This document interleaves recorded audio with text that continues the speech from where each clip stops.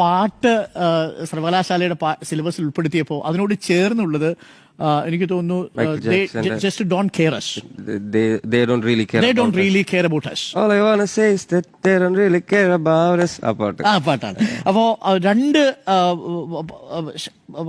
Rap മ്യൂസിക്കുകളുടെ അല്ലെങ്കിൽ രണ്ട് മ്യൂസിക്കുകളുടെ താരതമ്യ പഠനമാണ് അവര് പ്രധാനമായിട്ട് സിലബസിൽ ഉന്നയിച്ചിരിക്കുന്നത്.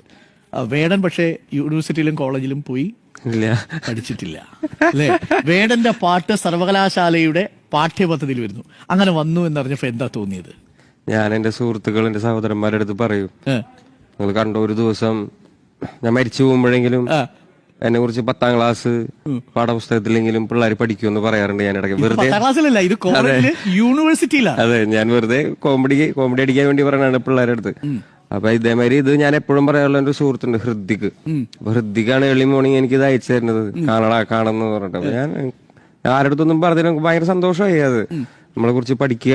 യൂണിവേഴ്സിറ്റിയിലെ MA പഠിക്കുന്ന വിദ്യാർത്ഥികൾ വേടന്റെ പാട്ടിനെ കുറിച്ചും അത് മൈക്കിൾ ജാക്സന്റെ പാട്ടുമായിട്ട് അല്ലെ എങ്ങനെയാണ് താരതമ്യം ചെയ്ത് പഠിക്കാൻ പോകുന്നത് എന്നുള്ളതാണ്. അപ്പൊ വേടൻ ഒരു പഠന വിഷയമായി മാറുന്നു എന്നതാണ്. ഞാനൊരു കാര്യം ചോദിക്കട്ടെ, പ്രേക്ഷകർക്ക് അധികം അറിയില്ല, വേടൻ എത്ര വരെ പഠിച്ചിട്ടുണ്ട്? ഞാൻ 10 വരെ പ്രോപ്പറായിട്ട് പഠിക്കാൻ എനിക്ക് പറ്റി. സ്കൂളിൽ പോയി. പിന്നെ +1 +2 ഞാൻ മോഡൽ ബോയ്സിലാണ് പഠിച്ചത്. പക്ഷെ ആ സമയത്ത് സ്കൂളിലൊന്നും പോകാൻ അധികം പറ്റിയിട്ടില്ല, പണിയെടുക്കായിരുന്നു. ജീവിത സാഹചര്യങ്ങൾ അങ്ങനെയായിരുന്നു. ഈ വേടൻ ജനിച്ച സ്ഥലത്തെ കുറിച്ച് ഞാൻ ഇന്നലെ 2-3 പേരെടുത്ത് ഞാൻ ചോദിച്ചു. അത് റെയിൽവേ കോളനി അടുത്തുള്ള സ്ഥലമാണ്. അവിടെ ഇപ്പോഴും പോകാറുണ്ടോ?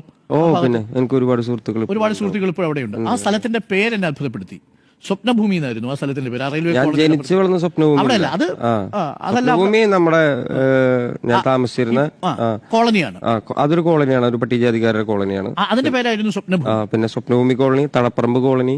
നമ്മളെന്താ സ്വന്തമായിട്ട് വീടില്ലാത്ത കാരണം ആ ഒരു പഞ്ചായത്തിൽ തന്നെ ആ പഞ്ചായത്തോട് അടുത്ത് നിൽക്കുന്ന പല സ്ഥലങ്ങളിലേക്കും മാറി മാറി മാറി മാറി മാറി മാറി മാറി അങ്ങനെയാണ് ജീവിച്ചിരിക്കുന്നത്. അപ്പൊ എനിക്ക് എന്താണെന്ന് വെച്ച് കഴിഞ്ഞാൽ ഈ മുളന്താവ് ഗ്രാമപഞ്ചായത്തിലും അതിന് ചുറ്റുപറ്റിയുള്ള എല്ലാ ഏരിയകളും എനിക്ക് സുഹൃത്തുക്കളുണ്ട് എന്നുള്ളതാണ് അതിന്റെ ഒരു ഉപകാരം ഉണ്ടായിട്ട് കണ്ടിട്ടുള്ളത്. ഞാൻ ഈ കോളനിയുടെ പേര് മാറ്റിയതുകൊണ്ട് നമ്മൾ പ്രേക്ഷകർക്ക് സംശയമുള്ളൂ. ഇപ്പൊ നമ്മളിങ്ങനെ റെയിൽവേ കോളനി എന്നൊരു വാക്കുണ്ട്, ആ വാക്ക് വേറെ ഒരു വാക്കായിട്ടാണ് ഉപയോഗിക്കുന്നത്. സാധാരണ കോളനി എന്ന വാക്കിന് ഒരു രാഷ്ട്രീയാർത്ഥം ഉണ്ടെന്ന് പ്രേക്ഷകർ, അതുകൊണ്ടാണ് ഉന്നതി നഗർ എന്ന് പറയണമെന്ന് പറഞ്ഞു. അപ്പൊ ഞാൻ റെയിൽവേ കോളനി എന്ന് പറയണോ റെയിൽവേ ഉന്നതി എന്ന് പറയണോ എന്നൊരു ആശങ്കയിലാണ്. സംസാരിക്കാൻ വരെ ബുദ്ധിമുട്ടുള്ള ഒരു കാര്യം. അത് വലിയ ബുദ്ധിമുട്ടുള്ള ഒരു കാര്യമാണ് കോളനിയെ കുറിച്ച് എങ്ങനെ പറയും എന്നുള്ളത്. പക്ഷെ അവിടെയാണ് വേടൻ ജനിച്ചതെന്ന് അറിയാൻ വേണ്ടിയാണ് ഞാൻ ആ സ്ഥലം പറഞ്ഞത്. അപ്പൊ റെയിൽവേ ഉന്നതിയിലാണ് ജനിച്ചത് എന്ന് പറഞ്ഞ ആളുകൾ പെട്ടെന്ന് മനസ്സിലാവില്ല. അപ്പൊ ആ സമയത്തൊക്കെ ഉള്ളിലൊരു താളമൊക്കെ തീവണ്ടിയൊക്കെ പോകുന്നതിന്റെയും അതിന്റെ ഓരങ്ങളുമായിട്ട് ബന്ധപ്പെട്ടൊരു ഓർമ്മയൊക്കെ ഉണ്ടാവില്ലേ വേടന്? പിന്നെ തീർച്ചയായിട്ടും. ഒരു സമയത്ത് ഞാൻ ഇന്ന് രാത്രി ഞാൻ ഉറങ്ങട്ടല്ലേ, ഞാൻ കണ്ണുകൊണ്ട് കണ്ടതെല്ലാം പോയി, അത് കണ്ട് കണ്ട് നെഞ്ച് കല്ലായി പോയി, പഴയ കാലം പാഴ്ചൊല്ലായി പോയി, എന്റെ വാനത്തിൽ താരങ്ങളെല്ലാം